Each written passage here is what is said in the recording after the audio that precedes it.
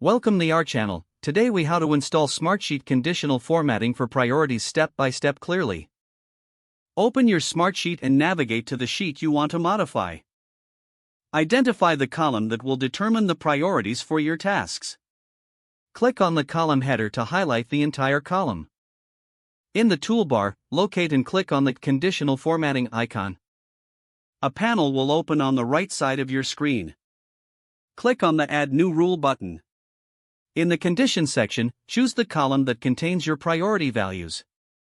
Select the criteria for the priority level you want to format.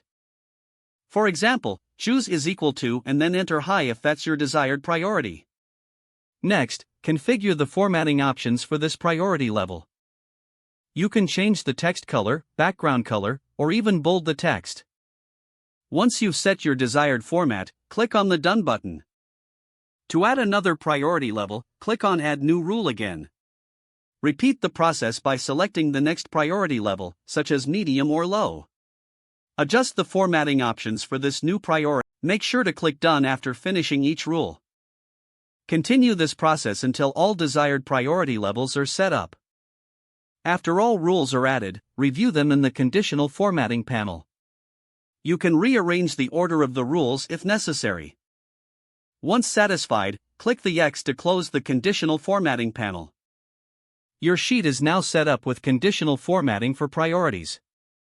Check the sheet to see the formatting in action as you adjust task priorities. You have successfully installed conditional formatting in Smartsheet for priority levels.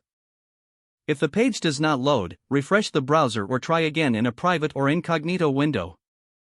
Make sure you are using the correct email address, then retype it carefully to avoid small typos.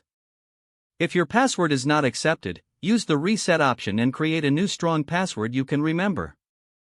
Check your spam folder for verification or security emails, then complete any requested confirmation steps. Enable two-factor authentication if available to improve account security and reduce unauthorized access risk.